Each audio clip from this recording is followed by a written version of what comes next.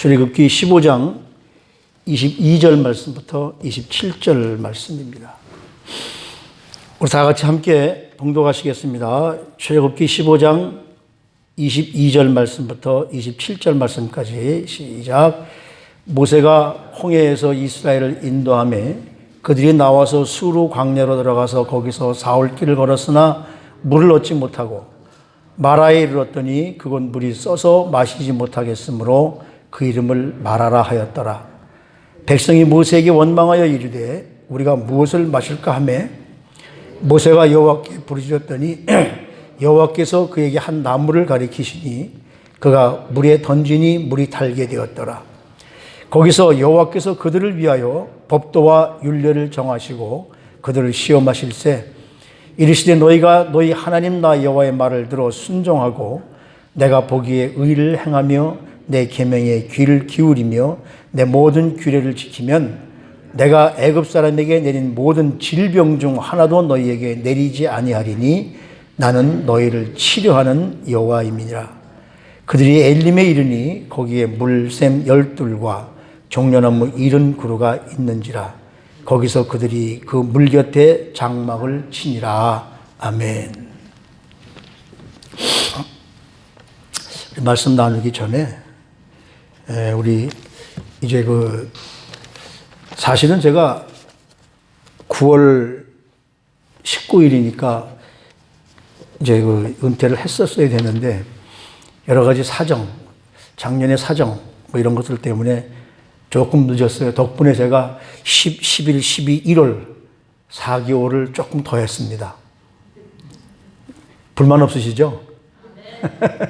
그래서 우리 제가 이제 그만두고 우리 이대원 목사님이 이제 다음 주일부터 아니 이제 뭐 내일 모레 새벽부터 또 시작하실 거니까 다음 주일부터 이제 말씀을 우리에게 주시고 우리 시온교회를 이끌고 나가실 텐데 그래도 지난번에 한번 오셔서 우리에게 잠깐 설교의 선을 보여주셨지만은 그래도 이제 여러분들에게 정식적으로 좀 인사하기 위해서 나와서 함께 인사하시겠습니다. 우리 목사님하고 사모님 좀 나오세요. 잠깐. 나오셔서 우리 인사하실 때 마스크는 벗고 합시다. 그래야 얼굴을 아니까. 잠깐 이 영상도 있으니까 이 위에 올라와서 인사하는 게 낫겠죠? 올라오세요. 자, 우리 사모님 이름이 좀 뭐지? 이강희. 아, 맞아. 기억이 안 나. 우리 기대원 목사님, 중학교 때 미국에 오셔가지고 그때부터 쭉 여기 계신 분이시고, UC 버클리 나오시고, 풀로 졸업하시고 시카고 트리니티에서 신약학을 전공했습니다. 우리 이대원 목사님, 이강희 사모님 뭐 인사하시고 잠깐 안녕하십니까라도 한번 하시죠. 자, 우리 다 같이 인사할 때 다 같이 한번 축하의 박수를 드리겠습니다. 네.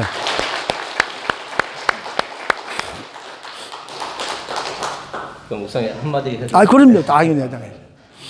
새로 부임한 이대연 목사입니다. 옆에 있는 저 사람이 제 아내입니다. 목사님께서 잠깐 어저께 말씀하시더라고요. 인사했으면 좋겠다라고 말씀하셔가지고 생각나는데 두려운 마음이 듭니다. 오늘도 예배하면서 먼저 달려가실 목사님들 생각해봤습니다.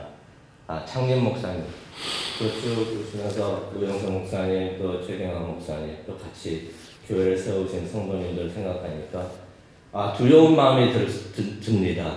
내가 잘 해야 될 텐데 이제 제가 바통을 받아가지고 뛰어야 되는데 잘 해야 되는데 두려운 마음이 많이 듭니다. 그래서 하나님만 의지하려고 합니다.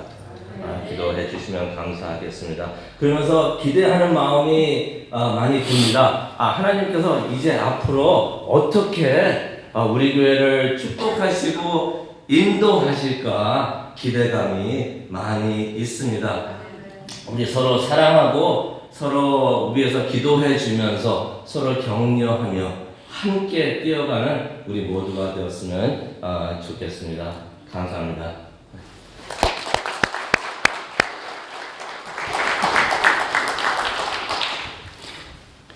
제가 사실은 오늘 지난 수요일 날 오셨어요. 그래서 오늘부터 하시죠 그랬더니 굳고 어차피 뭐 1월 말이니까 그래서 그냥 또 한 번 섰습니다. 용서해 주시기 바랍니다. 지난 주일날, 지난 주간에 하면서 요즘에 트럼프 대통령이 떠나면서 계속 이런 말을 하잖아요. The best is yet to come. 최상의 것은 오지 않았다. 바로 오늘 말씀이 중점이 바로 그거예요. 근데 최상의 것은 오지 않았습니다 하려니까 너무 제가 이 트럼프 대통령을 따라하는 것 같아가지고 내용은 그거지만 부제목은 그거지만 최상의 것은 이제 시작입니다. 다음 주일부터 우리 시온교회의 최상의 것이 시작될 줄로 저는 분명히 믿습니다. 오늘이 공식적으로 보면은 제가 이제 2001년 7월에 와서 이제 공식적으로 마지막 설교가 될 것 같습니다. 되겠죠? 됩니다. 이제 우리 목사님이 어제도 저에게 말씀을 나누면서 여러 가지 말씀드렸는데 아무튼 오늘은 공식적으로 제가 마지막 설교하는 날이기 때문에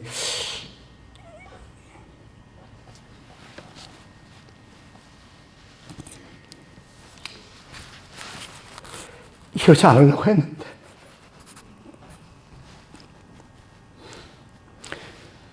오늘 새벽에도 여기 앉아서 기도하면서 절대로 이러지 말아야지.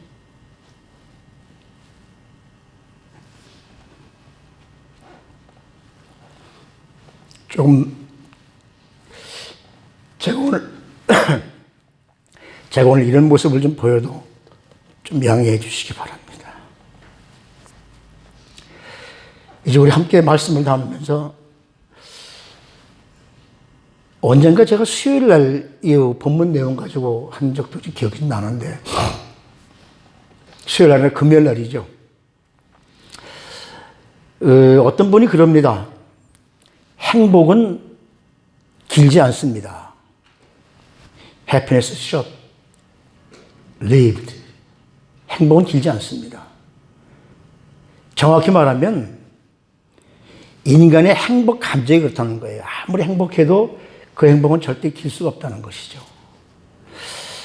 저는 오늘 이 출애굽기 15장 이 앞장부터 쭉 보면서 아마 이스라엘 백성들의 가장 큰 행복의 절정감이 아마 다른 것도 아니고 기적적으로 홍해 바다를 건넜을 때가 아마 제일 절정적으로 행복했었을 겁니다. 그렇죠? 죽음의 절망 아닙니까? 앞에는 홍해 바다가 있고 양쪽에 산이 있고 뒤에는 바로의 군대가 쳐들어오는데 갈 길이 없는데 하나님의 능력으로 바다를 갈라주시고 거기를 지금 이스라엘 백성들이 건너가고 있습니다. 수족관에 있는 물을 바라보는 것이 아니라 수족관 유리에 막혀있는 물을 바라보는 것이 아니라 아마 거기를 지나가면서 물이 딱 막혀있는 그 벽을 아마 아이들은 또 어른들은 손으로 진짜 이게 물이 막힌 것인가 뭘 막아놓은 것인가 아마 그랬을 수도 있잖아요. 지나가면서 찔러봤는데 물은 물이에요. 그러면 이 물이 쏟아지면 어떡할까 걱정도 많이 했을 것 아니에요. 여기 오늘 14장 22절 말씀에 보면 물이 좌우의 벽이 되었더라 그러니까 이 감격스러워서 이스라엘 백성들이 홍해를 다 건너고 나서 찬양을 합니다. 그게 오늘 15장 1절부터예요. 모세가 찬양하고 모세의 누이 미리암이 찬양하고 그 모세의 누이는 또 찬양하니까 그 여인들이 나와서 함께 춤추며 찬양하고 바로 이 19절 오늘 본문 앞에까지가 그 찬양하는 내용이거든요. 그런 그 찬양 있고 나서 21절 말씀을 딱 끝나고 22절 말씀에 뭐라고 나오냐면 모세가 홍해에서 이스라엘 인도함에 그들이 나와서 수르 광야로 들어가서 거기서 사흘길 홍해를 건너자마자 사흘 동안 문제가 생깁니다. 무슨 문제입니까? 물이 없는 거예요. 사흘 동안. 사막길, 건조한 길에서 가장 절박한 문제가 갈증 아닙니까? 물을 먹어야 되는데 물을 먹지 못하는 갈증. 그것도 사흘 동안 물을 먹지 못하니까 백성들이 누구를 원망하느냐 하면 모세를 원망합니다. 왜 우리를 여기 끌고 나와서 물도 못 먹게. 사람들이 그래요. 홍해를 건넜을 때는 야, 우리 모세가 최고다. 물론 모세가 한 것은 아니에요. 하나님이 하신 것이지만 우리 모세의 지도자가 최고다 그랬다가 사흘 동안 물을 안 주니까 그 다음엔 모세를 원망을 해요. 그 사흘 동안 물을 못 먹어서 원망하다가 사흘이 지났는데 다행스럽게 물을 발견합니다. 운물을 발견해요. 그래서 막 뛰어가서 먹었겠죠. 물을 딱 떠서 먹어보니까 물이 씁니다.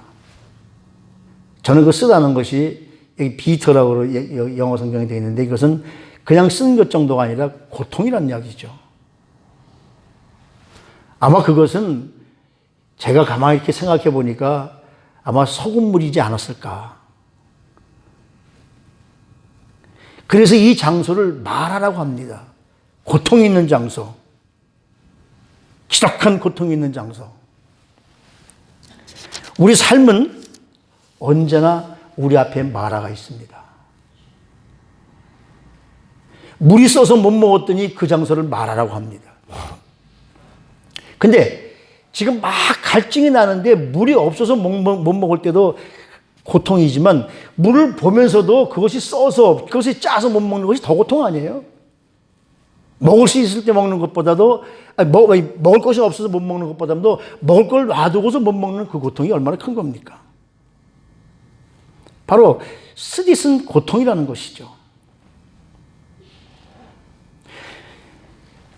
지금도 그 수에즈 운하에 보면 그 밑에 해저 터널이 있는데 그 해저 터널을 건너가면 거기에 아윤 무사라는 장소를 만난다고 해요. 아윤 무사. 그건 뭐냐면 아윤은 물이라는 이름이고 무사는 모세라는 이름입니다. 모세의 운물이라는 이름인데 지금도 그 물은 쓰다고 그래요.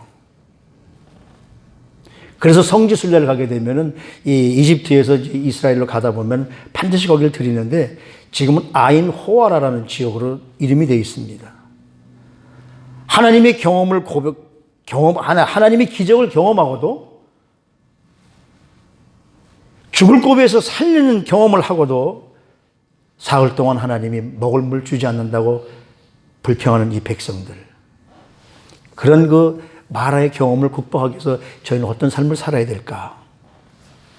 제일 먼저는 그런 고통이 왔을 때 우리가 해야 할 일은 뭐냐면 하나님 앞에 부르짖는 겁니다. 제가 처음 시작할 때 행복은 오래가지 못합니다. 행복은 짧습니다. 행복이 오래가지 못하고 또 우리는 또 그 앞에 있는 힘든 일을 또 감당해 나가야 돼요. 아까 우리 장로님도 기도 시간에 그런 말씀을 하셨지만은 지금 우리가 이 바이러스 때문에 얼마나 힘듭니까? 그래서 그 힘든 바이러스를 가지고 나라의 지도자가 그 바이러스를 퍼뜨린 나라들을 이렇게 했는데 지금 다른 사람이 잡자마자 차이나 바이러스라는 말을 쓰지 말라고 행정명령에서 뭐 서명을 했다고. 아마 역대 대통령 가운데 9일 만에 45개의 행정명령을 한 사람은 이 사람밖에 없다고. 지금 그렇게 그 설명들을 하고 있잖아요. 그럼에도 불구하고 저희들은 이런 고통 속에서 다시 일을 해야 됩니다. 어렵지만 우리 사람들은, 우리 이 평민들은 다 해야 돼요. 그런데 해야 될 일 중에서 가장 중요한 것이 뭐냐면 저와 여러분들이 더욱더 열심히 기도해야 된다는 겁니다. 홍해 앞에서 가라막힌 홍해 양쪽에 높은 산 뒤에 애굽의 군대가 쳐들어올 때 이스라엘 백성들이 한 일이 뭡니까? 그때는 부르짖었어요. 출애굽기 14장 10절 말씀해 보면 여기서 제가 띄워드릴게요. 바로 가까이 올 때에 이스라엘 자손이 눈을 들어본 적 애굽 사람이 자기를 뒤에 이른지라 이스라엘 자손이 심히 두려워하여 여호와께 부르짖고 그랬습니다. 그때는 부르짖었어요. 근데 지금 그 기적을 경험하고 겨우 4일 지나서 먹을 물이 없으니까 부르짖는 것이 아니라 오늘 24절 말씀에 보면 뭐라 그럽니까? 백성이 모세에게 원망하여 이르되 우리가 무엇을 마실 수 있을까? 백성들은 원망합니다. 지도자는 뭐 할까요? 지도자인 모세는 하나님 앞에 기도합니다. 저와 여러분들이 원망하면 일반 백성밖에 되지 않고 그런 일을 만났을 때 하나님 앞에 엎드리면 여러분들도 다 지도자가 될 수 있을 줄로 믿습니다. 성경적인 지도자상은 이런 거예요. 문제에 봉착하게 되면 원망하기보다 기도하는 사랑하는 성도님들이 되십시오. 우리가 그냥 크리스찬이 아니라 우리는 이 어렵고 힘든 세계에서 영적 싸움을 하면서 악한 마귀 사탄 세력을 이길 수 있는 능력을 보유한 성도들이거든요. 기도해야 됩니다. 저는 이런 생각을 해봐요. 왜 모세라고 하나님 앞에 원망하고 싶은 마음이 없었겠어요? 하나님 이 백성들이 왜 이렇습니까? 라고. 우리가 똑같은 사람인데. 근데 원망을 해서 상황이 변화할 수 있다면 여러분 원망하십시오. 불평해서 이 환경이 변할 수 있다면 불평하십시오. 그러나 불평 원망 가지고는 안 되지 않습니까? 그것이. 원망이나 불평이 문제 해결이 안 돼요. 전 그래서 참 이런 말 하면 자꾸만 하면 좀 이상하지만은 마지막 때 이 모든 작년 11월 3일부터 쫙 지금까지 오는 동안에 그 트럼프 대통령을 보면 참 의연해요. 저 사람은 참 대단한 지도자다 하는 생각이 들어요. 우리 주님도 그런 말씀을 하셨어요. 마태복음 6장 27절 말씀에 너희가 염려함으로 그 키를 한 자나 더할 수 있겠느냐? 아, 내가 염려한다고 키 작은 거 염려한다고 키가 커집니까? 아니잖아요. 그러면서 우리 주님은 뭐라고 말씀하시냐면 기도해라. 그러면 상황이 변할 수 있다.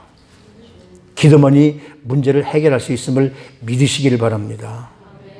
그렇기 때문에 우리 원망이나 염려보다는 불평하기보다는 하나님 앞에 기도해야 되는 거죠. 아니 기도하라 그런 데서 여러분 기도만 하겠습니까? 기도하면서 우리들이 해야 할 일은 주님의 음성을 기다려야 됩니다. 많은 성도들이 기도하는 건 참 익숙해요. 부르짖는 건 익숙해요. 하나님 주십시오. 하나님 어렵습니다. 하나님 나에게 힘드십니다. 이건 우리가 참 익숙해요. 근데 기도하고 나서 하나님의 음성 듣는 건 참 익숙하지가 않아요. 열심히 기도하고 나서 예수님 이름으로 기도합니다. 아멘 하고 그냥 나가버려요. 우리 주님이 응답을 주실 시간을 주질 않아요. 내가 열심히 기도했으면 그 기도한 것을 응답받기 위해서 우리 기다리는 시간이 필요한데 그때 하나님께서 우리에게 해결책을 주시는데 아이디어를 떠올리게 하시는데 그냥 한번 쉽게 생각해 보세요. 우리 자녀들이 뭔가 문제가 풀리지 않아서 부모님들을 찾아와서 지금 이런 상황인데 어떻게 하면 좋겠습니까? 그러고서 그냥 집에 가버려요. 그러면 그 대답을 못 듣고 가는 거 아니에요. 부모님들이 그런 상황에서 이렇게 하는데 벌써 나가버려요. 하나님이 여러분들이 기도를 듣고서 응답해 주시려는데 여러분이 아멘하고 그냥 나가버려요. 저런 고해한 것들 하지 않겠습니까? 기도했으면 하나님이 응답해 주시는 시간을 기다려야 돼요. 과부가 강청 기도를 했을 때에 어때요? 귀찮아서 들어준다고 그러잖아요. 여러분들 기도하시면 하나님께서 응답해 주십니다. 오늘 14장에서 보면 그들이 앞에 홍해가 막히고 양쪽에 산이 있을 때 바로 군대가 쳐들어올 때 그들이 부르짖었다 그랬잖아요. 아까. 그 뒤에 말씀을 보면 14장 13절 말씀을 보면 뭐라고 그래요? 너희는 가만히 서서 여호와께서 너희를 향하여 행하시는 구원을 보라 그래요. 내가 하는 게 아니라 하나님이 하신 역사를 보라는 거예요. 하나님이 하신 역사를 보라는 거예요. 여러분 기도하시고 하나님께서 여러분의 생각 속에서 물론 음성으로 사무엘을 부르듯이 사무엘아 하는 그런 음성도 들을 수도 있지만 저와 여러분들이 기도하고 나서 하나님께서 우리에게 아이디어로 생각으로 응답해 주실 수 있을 줄로 믿습니다. 이것이 해답이에요. 그 해답이 뭡니까? 백성들이 써서 못 먹겠다. 이거 어떻게 하면 좋겠습니까? 이 물을 먹게 해 주십시오. 그랬더니 하나님이 응답이 나오잖아요. 모세에게 뭐라고 그럽니까? 그 있는 나뭇데기 집어다가 거기다 집어넣어. 그러는 거예요. 25절 말씀해 보십시오. 모세가 여호와께 부르짖었더니 여호와께서 그에게 한 나무를 가리키시니 그가 물에 던짐에 물이 달게 되었더라. 어떤 성경학자들은 하나님의 능력을 좀 이렇게 잘못되게 해석하는 사람들이 있어서 그 나무가 특수한 나무라서 물을 달게 했다고 그러는데 저는 그렇게 해석하지 않습니다. 나무는 하나님께서 우리에게 좀 이따도 말씀드리겠지만 순종 하나하나 보려는 상징적인 것이고 그를 고친 분은 하나님이시거든요. 모세의 나무를 던지는 순종이 이 모세 나무 하나 던진다고 하나님 물이 달아지겠습니까? 라고 한마디도 하지 않고 던져놨을 때 그냥 던지니까 그 물이 변했다. 이것은 순종이죠. 특별한 나무가 아니라 그냥 거기 있는 나무를 던져날 때 던져 놓는 순종하니까 하나님께서 그 물을 고쳐주신 기적이 일어난 겁니다. 예수님께서 요한복음 2장에 보면 처음으로 가나 혼인잔치에 참석하셔서 갑자기 잔치를 하는데 포도주가 떨어집니다. 이스라엘 백성들에게서 잔치 자리에 포도주가 떨어지는 것은 큰일 나는 거거든요. 예수님께서 항아리에다 물을 채워라. 그리고는 종들에게 뭐라고 그러냐면 이렇게 말하잖아요. 그 물을 떠다 갖다 주어라. 그 전에 마리아가 종들에게 이렇게 말을 해요. 예수께서 너희들에게 무슨 말씀하시는지 너희가 그대로 행해라. 사실 그렇잖아요. 지금 포도주가 떨어졌는데 물 떠다가 가져가려는 게 말이 되는 얘기입니까? 우리 인간적으로 보면. 그래도 그대로 해라. 그래서 그들이 그 말씀대로 가져가는 도중에 변화가 기적이 일어납니다. 하나님 말씀에 순종할 때, 하나님 말씀에 100% 순종할 때 하나님은 우리에게 기적을 베풀어 주시는 거죠. 쓴 물을 달게 하는 것이 먼 곳에 있는 것이 아니에요. 바로 우리 앞에 하나님 말씀 보이지 않아도 내가 느끼지 못해도 그래서 히브리서 11장에 1절 말씀하잖아요. 보이지 않는 것이 실상으로 돌아오는 것이 이것이 믿음이라는 것이거든요. 기도가 응답되는 겁니다.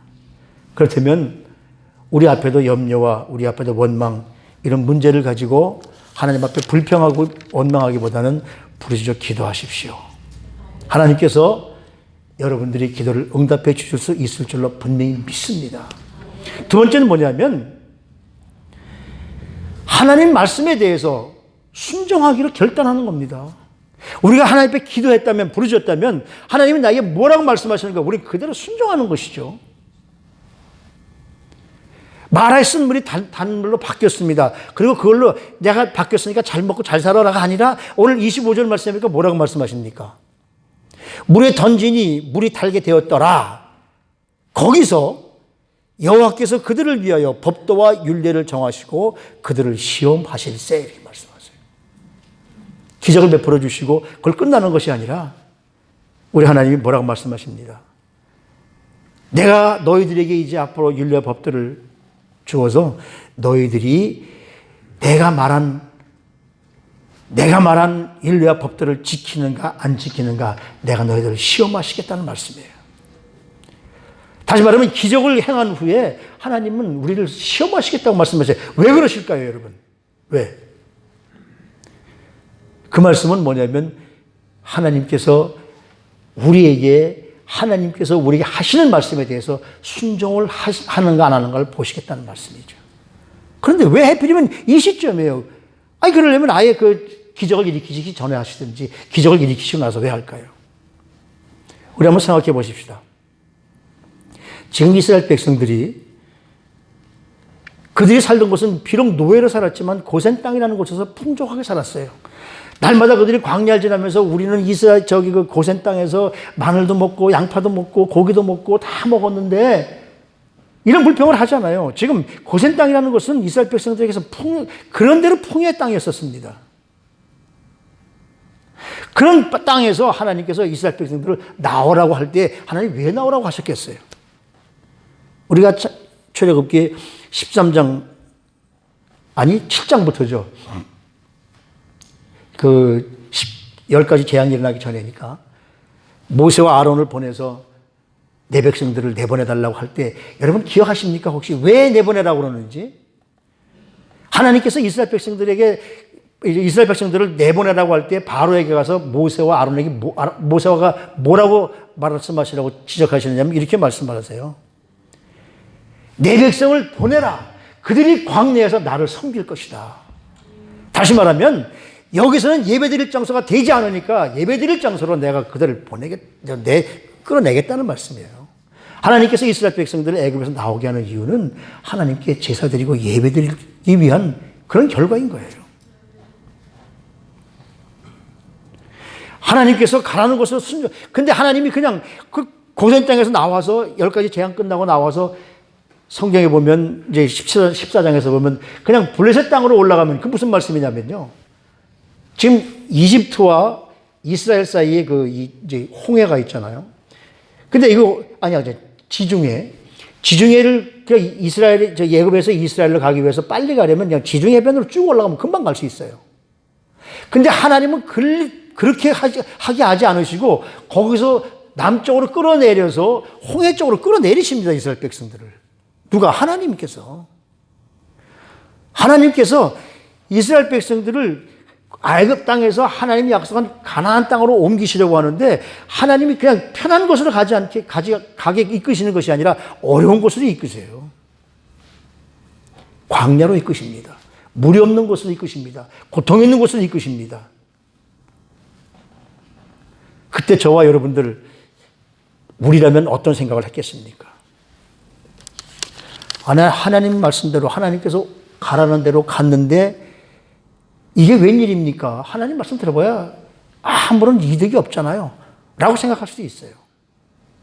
근데 하나님은 오늘 본문 말씀에서 보면 그렇게 마라로 인도해서 고통스러운 곳을 인도하는데도 불구하고 너희들이 순종하나 순종하지 않나를 하나님이 보시겠다는 겁니다. 그래서 그들을 시험하실세. 시험의 내용은 뭔가요? 너희가 어려울 때도 내 말에 순종하느냐? 너희가 힘들 때도 내 명령에 복종하느냐? 하나님 이걸 보시는 겁니다. 지금 2020년 1년 거의 1년 동안 한 3월인가 그렇게 시작됐죠. 거의 1년 동안 정말 우리 모든 사람들에게는 이것이 정치적이다, 이것이 무슨 진짜 병이다 이런 거 상관없이 우리 모든 사람들이 1년 동안 지금까지도 엄청난 고통을 당하고 있습니다. 여기에서도 여러분들이 하나님 말씀에 순종하느냐 기도하느냐 하나님 이걸 우리에게 시험하시는 거예요. 시험에는 파괴적인 시험과 건설적인 시험이 있지 않습니까? 하나님은 절대로 우리에게 파괴적인 시험을 하시지 않습니다. 근데 우리 성경에 보면, 우리 한글말에 보면 그걸 전부 다 시험이라고 얘기하는데 영어로 보면 다르잖아요. 하나는 테스트고 하나는 템테이션입니다. 아담과 하와에게 죄를 짓게 한 것. 그걸 유혹이라고 그러죠. 바로 우리 하나님께서는 우리에게도 그런 유혹을 통해서 시험하시고 테스트를 통해서 시험하시는데 하나님은 어떤 분이시냐면 야고보서 1장 13절 말씀에 보면 하나님은 악에게 시험받지도 아니하시고 친히 아무도 시험하시지 않으신다. 여러분 하나님이 우리를 파괴적으로 시험하시는 분이 아니심을 믿으시길 바랍니다. 그러면서 하나님은 어떤 시험도 하시냐면 건설적인 시험도 하세요. 아브라함에게 욥에게 어떤 시험일까요? 야, 네 아들 내놔. 100세 난 아들 내놔. 욥에게 모든 재산과 자식까지 다 죽는 시험. 근데 여러분 우리 그리스도인들에게 있어서 시험은 필수입니다. 학교 다니는 학생들에게 있어서 시험이 필수인 것처럼 아마 학교 다니면서 시험 좋아하는 사람들 없었겠죠. 그럼에도 불구하고 우리는 시험을 치러야 돼요. 왜? 그 시험을 치러야 내가 실력이 있는지 공부를 열심히 했는지 알 것 아니에요. 시험을 안 치르면은 내가 얼마만큼 배운 것을 지금 기억하고 있는지 내가 얼마나 실력이 있는지 우리 모릅니다. 시험을 통해서 우리는 자신의 부족한 면을 발견하게 되죠. 그래야 우리가 더 앞으로 전진할 수 있는 힘이 있기 때문에 마라의 고통을 체험할 때 백성들이 잘못한 거 없어요. 왜? 하나님께서 애굽에서 출발해서 그냥 지중해변으로 쭉 가면 일주일이면 갈 자리를 하나님은 지중해변으로 돌리지 않고 밑으로 돌려서 홍해 끝자락으로 동이를 돌리십니다. 하나님이 돌리신 거예요. 이스라엘 백성들이 간 거 아니에요. 그렇다면 하나님이 돌리셨다면 하나님이 우리를 가게 하셨다면 하나님이 우리의 만리를 다 평탄케 해주셔야 되는데 하나님이 가라고 한 곳에서 고통을 만나잖아요. 이것이 시험이라는 거죠. 그 시험은 저와 여러분들에게 유혹한 시험인 줄로 압니다. 여러분들 혹시라도 가정에 어려운 일이 있거나 이 코비드 같은 이 몹쓸 병이 걸렸거나 또는 다른 그런 문제가 있다면 하나님이 나를 사랑하시는구나. 나를 이 고통을 통해서 하나님이 큰 것을 주시려고 사랑하시는구나. 이걸 깨달으시길 바랍니다. 그래서 26절 말씀에 보면 뭐라 그러냐면 이렇게 말하잖아요. 내가 보기에 의를 행하며 여호와의 말을 들어 순종하고 내가 보기에 의를 행하며 내 계명에 귀를 기울이며 내 모든 규례를 지키면 내가 애굽 사람에게 내린 모든 질병 중 하나도 너희에게 내리지 아니하리니 나는 너희를 치료하시는 여호와라. 이게 무슨 말씀입니까? 내가 여러분들에게 주는 이 모든 명령들 이걸 그대로 지켜 행하면 너희에게 건강의 축복도 물질의 축복도 허락해 주실 것이라는 말씀이에요. 비록 질병이 온다 할지라도 우리 하나님이 치료의 여호와 라파의 하나님이기 때문에 여러분들이 모든 질병을 치료해 주신다라고 제가 하는 말씀이 아니라 하나님께서 우리에게 하신 말씀입니다. 그 첫 번째 기적이 뭐예요? 쓴 물을 단물로 바꾼 기적 아닙니까? 이걸 보면서 나는 치료의 하나님이다. 쓴 물을 단물로 바꾸는 치료 하나님이다. 나무가 치료하는 것이 아니라 내가 치료했다라고 이스라엘 백성들에게 그렇게 말씀하시는 거예요. 저와 여러분들이 막 몸이 아픈데 어디 기도하면 그 능력의 종이라서 나한테 그냥 가보자. 가서 그분이 기도해줘서 하나님이 그분에게 신의 역사를 주셔서 낫다고 생각하십시다. 그분이 낫게 한 겁니까? 절대로 아닙니다. 하나님이 그 사람을 사용하신 거고 낫게 하신 분은 하나님이십니다. 하나님은 치료 하나님이십니다. 여호와 라파의 하나님을 믿고 그분의 말씀에 순종하기를 바랍니다. 그걸 지금 우리 주님이 보여주신 거예요. 앞으로 이 모든 삶에서 내가 너희와 함께하면 모든 아픔도 질병도 다 고쳐주시겠다. 잠언 3장 1절 말씀해 보면 제가 이제 엊그제 설교한 내용의 말씀인데 이렇게 말씀하세요. 내 아들아 나의 법을 잊어버리지 말고 내 마음으로 나의 명령을 지켜라. 8절에 가면 그 해답이 나오는데 뭐라고 그러냐면요. 이것이 내 몸에 양약이 되어 내 골수를 윤택하게 하리라. 하나님 말씀을 들으면 우리 영혼이 건강해질 뿐만 아니라 우리의 육신도 건강해진다고 우리 주님 말씀하시는 거거든요. 여러분 매일 비타민만 찾아 드시지 마시고 보약만 찾아 드시지 마시고 같은 약, 신약, 구약을 많이 찾아 드시기 바랍니다. 저희 아버님이 항상 그래요. 야, 인생을 살면서 반드시 먹어야 할 약 두 첩이 있다. 첫째는 신약이고 둘째 첩은 구약이다. 그것만 먹어봐 건강해져. 하나님의 말씀이 우리 삶의 치료제임을 믿으십시오.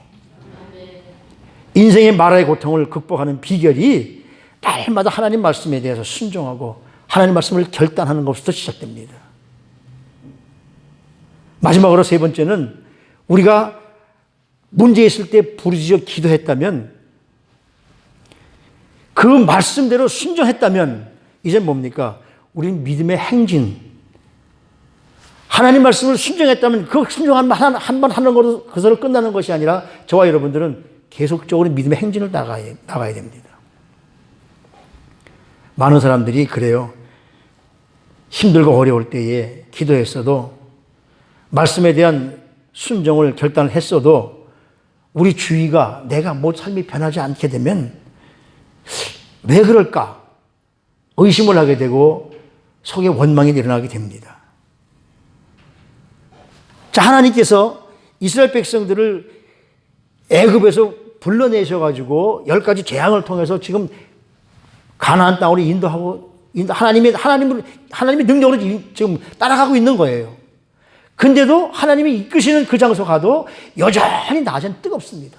여전히 밤엔 춥습니다. 여전히 먹을 물은 부족합니다. 여전히 먹을 것은 없습니다. 미래가 불투명하다는 이야기죠. 하나님이 나에게 축복해 주신다고 응답을 해 주셨음에도 불구하고 미래는 보이지 않아요. 우리가 기도함에도 불구하고 이 팬데믹은 넘어가지 않아요. 바이러스는 없어지질 않고 있어요. 여전히 대한민국은 김정은에게 계속 위협받고 있어요. 여전히 우리는 기도함에도 불구하고 우리가 원하던 사람은 바뀌어서 그것도 그냥 바뀐 것이 아니라 여러 가지 페이크를 통해서 무슨 페이를 통해서 바뀌었어요. 그러면서도 상황이 나아지지가 않아요. 모든 행정명령을 다 취소시키면서 이런 상황 속에서도 우리는 어떻게 해야 됩니까? 하나님은 우리의 기도를 응답하시고 듣고 계심을 우리는 믿어야 됩니다. 그러면서 우리는 그런 상황 속에서 미래의 장래로 나가야 돼요. 이미 왜냐하면 우리 주님께서 과거에 우리에게 보여주셨잖아요. 기적을. 이스라엘 백성들에게 홍해 건너는 기적을 보여주셨잖아요. 그런데 그 기적을 보여주셨는데 바로 3일 만에 쓴물을 만납니다. 그 쓴물을 만났다고 물을 못 먹겠다고 하나님께서 보여주신 기적이 없어집니까? 그 기적을 믿고 그렇지만 일어나서 하나님 말씀에 더욱더 순종하라는 말씀이죠. 저는 여기서 귀한 것을 발견을 해요. 맨 마지막 절입니다. 그들이 엘림에 이르니 거기에 물샘 12과 종려나무 70그루가 있는지라. 거기서 그들이 물 곁에 장막을 치니라. 지금 쓴물을 경험했어요. 근데 하나님이 기적같이 그 물을 고쳐주셨는데 운물 하나 가지고는 부족하잖아요. 근데 거기서 한 10km 정도만 가면, 10km 정도라면 한 6마일 정도 될까요? 10km 정도만 가면 거기에 엄청난 오아시스가 있어요. 물샘이 12개가 있고 종려나무가 70그루가 있는, 사막에서 물샘 하나 발견하는 것도 굉장한 기적인데 12개나 있는 넉넉한 물샘을 발견하게 됩니다. 그것을 하나님은 거기에 준비해 놓으신 것이죠. 불과 멀지 않은 곳에. 근데 우리 눈에는 안 보여요. 지금 어려운 시련들이 우리 앞에 닥쳐 있습니다. 근데 조금만 가면 하나님의 놀라운 기적의 능력이 있는 장소가 있는데 우리 눈에 보이지 않으니까 우리는 불평과 원망이 있잖아요. 우리 앞에 엘림이 있음을 기억하시기 바랍니다. 그게 바로 the best is yet to come입니다. 그게 바로 우리에게 다가올 놀라운 기회예요. 엘림은 하나님께서 저와 여러분들을 위해서 준비해 놓으신 곳이에요. 기적을 경험하고 쓴물을 경험하고 그 다음에 하나님이 뭘 경험하게 해요? 다시 한번 하나님이 우리의 삶을 윤택하게 할 수 있는 귀한 장소를 준비해 놓으셨어요. 우리는 엘림을 몰라요. 하나님은 우리를 아시고 엘림을 준비해 놓으셨어요. 엘림은 어디입니까? 생명과 공급을 안전하게 보장해 주는 곳. 저와 여러분들이 꼭 알아야 할 사실이 있습니다. 그것이 뭐냐면 엘림을 가기 위해서는 마라를 통과해야 돼요. 기적을 받지만 하나님께서 우리에게 약속한 것이 있기 위해서는 꼭 마라를 통과해야 돼요. 그것이 지금 우리 삶의 현실입니다. 근데 많은 사람들이 에이 모르겠다 그냥 여기 주저앉고 누가 되든 상관없어요 하고, 여러분 우리 주저앉아 있어야 될 겁니까? 참고 기다리십시오. 저와 여러분들은 곧 엘림에 도착하게 될 줄로 믿습니다. 이 교훈을 분명하게 깨달은 사람들은 마라의 고통의 자리에서 절대로 절망하지 않아요. 여러분 절망하지 마십시오. 물론 그 코로나 바이러스라는 것이 두렵기도 합니다. 그러나 여러분 한번 보세요. 우리 독감에 걸리면 그 정도 아프지 않나요? 우리 이정신 장로님이 독감에 걸려서 열 동안 아프면서 목사님 왜 노인들이 독감에 걸려서 죽는지 알겠더라고. 그 정도로 우린 경험을 해요. 지금까지 우리가 다가왔던 것, 그렇다고 제가 여러분들 무시하는 건 아니지만은, 두려워하지 말라는 건 아니지만은, 이것이 정말 우리를 두렵게 만드는 것이 병 자체가 아니라 이것을 이용하는 사람들에게 우리를 두렵게 만드는 것임을 우리는 깨닫고, 오늘 분명히 우리 주님께서 뭐라고 그러셨습니까? 나는 여호와 라파, 나는 치료의 하나님이다. 너희 모든 질병 중 하나도 너에게 내리지 아니하리니 나는 너희를 치료하는 하나님이다. 하나님께서 우리의 질병과 우리의 이 생각과 우리의 삶을 치료해 줄 줄로 분명히 믿습니다. 하나님께서 그러잖아요. 쓴물에 막대기 던져놓어. 아니, 이 막대기 가지고 어떻게, 이게 뭐합니까? 라고 하나님 앞에 불평했다면 그 물이 단물로 변할 수 있었을까요? 그렇게 안 했을 것 아닙니까? 지금 우리 상황이 마라일 수 있습니다. 근데 분명한 것은 여러분들이 꼭 믿어야 될 것은 하나님은 우리 앞에 예림을 준비해 놓으셨습니다. 바로 청교도들이 미국에 와서 힘든 삶을 살면서 어려운 삶을 살면서 그들이 항상 머릿속에 기억하고 함께 나누는 말씀이 바로 그 말씀이에요. The best is yet to come. 최선의 것은 아직 오지 않았다. 삶이 힘드십니까? 이렇게 외쳐보십시오. 가장 최고의 것은 아직 오지 않았습니다. 어떻습니까? 우리 환경이 힘들고 어렵다고 하더라도 우리 친한 이웃을 찾아가서 괴롭당하는 이웃을 찾아가서 어려움당하고 낙심 있는 이웃을 찾아가서 여러분 하나님께서 최선의 것은 아직 주시지 않았습니다. 근데 바로 우리 앞에 있습니다. 가장 좋은 것은 바로 하나님께서 우리에게 주실 겁니다. 이 말은 본문 말씀으로 본다면 엘림은 아직 오지 않았습니다. 그러나 분명히 엘림은 그 마라라는 곳에서 10km 떨어진 6마일 떨어진 곳에 있습니다. 저는 이걸 항상 감사해요. 캄캄한 새벽이 다가오면 하루 밤 중에서 제일 깜깜하고 제일 추운 때가 새벽입니다. 동트기 직전. 근데 그것이 있으면 바로 그 뒤에는 뭐가 있습니까? 해가 있는 거예요. 엊그제 비가 많이 왔지 않습니까? 엄청나게. 아무리 비가 온다 그래도 구름 너머에는 뭐가 있습니까? 해가 있습니다. 어려움 뒤에는 반드시 하나님이 우리를 보호하시는 놀라운 엘림이 있음을 우린 기억하고 살아야 될 줄 압니다. 바로 저 편에 준비한 엘림을 눈에 보이지 않지만 바라는 것들의 실상으로 믿는 것들에 직접 우리 앞으로 다가오는 이 믿음으로 저와 여러분들이 이기고 나가면 하나님이 준비하신 엘림에 다 도착하게 될 줄로 믿습니다. 이 믿음으로 우리 모두 승리하시기를 주님의 이름으로 축복합니다. 기도하십시다.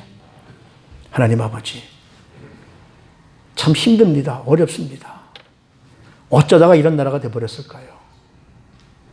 정말 우리 장로님 기도대로 왼손에 성경을 들고 오른손으로는 하나님을 반대하는 것들에 땅땅땅땅 사인을 해버리는 이런 시대에 우리가 살고 있습니다. 그러나 분명한 것은 우리 하나님께서 반드시 회복시켜 주시고 마지막 때에 성령을 물붓듯이 부어줄 줄로 믿습니다.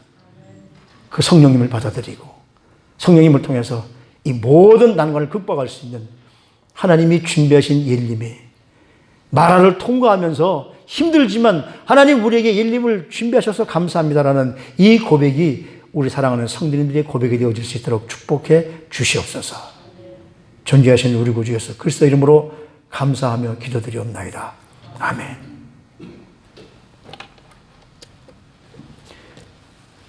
제가 이제 축도하고 끝나야 되는데 우리 장로님들이 잠깐만 해서 잠깐만 기다리겠습니다.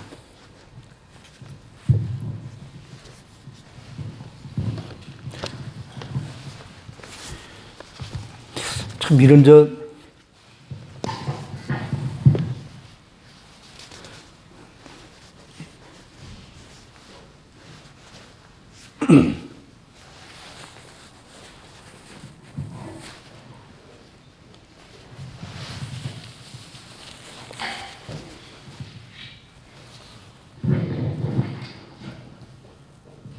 목사님 기도하셨던 대로 지금까지 모든 걸 생각해 보면 지금까지 지내온 것 정말 주님의 크신 은혜라고 고백하지 않을 수 없습니다.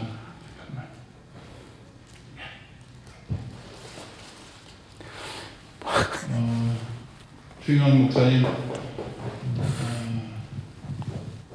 정말 수고 많이 하셨습니다. 또 이대영 목사님 오늘 부임하셔서 하나님의 은혜에 정말 감사드립니다. 저는 하나님의 교회에 담임 목사님, 지도자를 세우는 일은 우리가 하는 일이 아니고 하나님께서 주시는 일이라고 저는 확신하고 있습니다. 또 저희 교회 지난 오랜 기간 동안 여러 목사님들 오셨습니다만 그때마다 하나님께서 우리 교회에 꼭 필요하신 목사님으로 부임케 해주셨습니다. 감사드리고요. 이대원 목사님 잠깐 소개하려고 했는데 아까 목사님께서 다 하셨으니까 한 번 더 하셔도 돼요. 목사님 말씀하셨던 대로 UC 버클리 나오시고요. 수재들만 가는 대학입니다. 풀러 신학 대학원 나오시고 트리니티 신학 대학원 나오시고 마지막에 노스캐롤라이나에 있는 그린스보로 한인 침례교회 오랫동안 담임 목사님으로 심호하시다가 저희 교회에 오시게 됐습니다. 감사드리고요.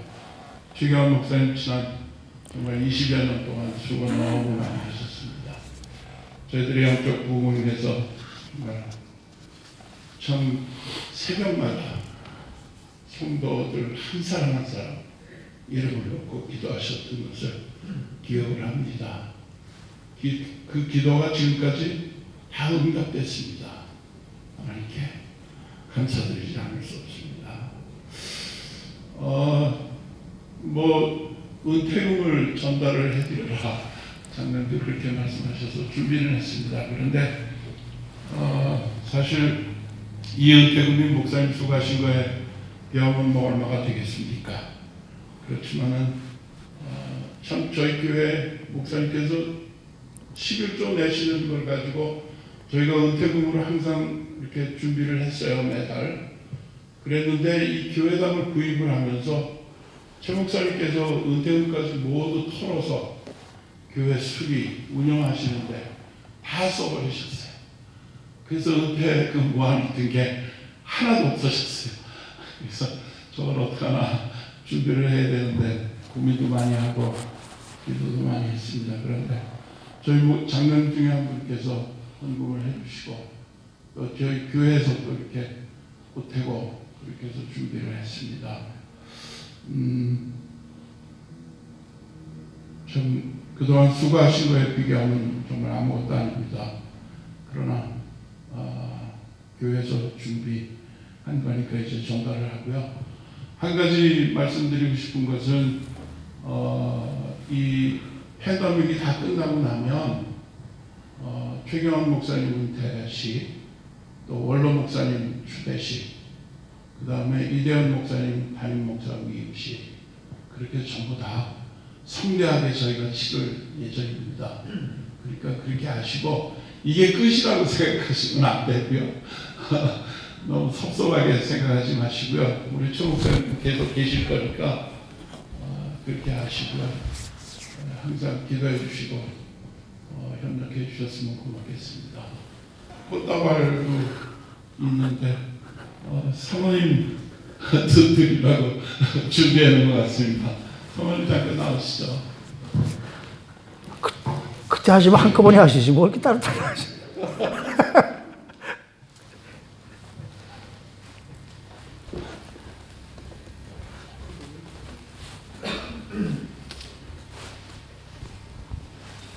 장미는 사모님 것 같은데.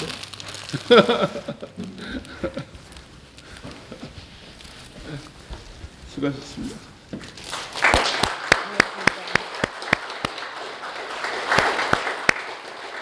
이거 참.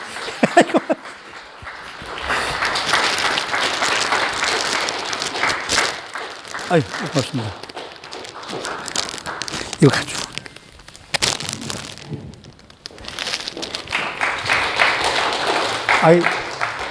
저는 지난번에 우리 당회에서 팬데믹 끝난 다음에 한 3, 4월쯤 되면 그때 할 때 한꺼번에 한다고 그래서 전혀 생각지도 않았는데 아침에 와서 그렇게 하는 바람에 참 이런 거 꽃다발 놓고 이런 거 참 제가 굉장히 쑥스러워 하거든요. 아무튼 이렇게 해주셔서 대단히 감사하고요.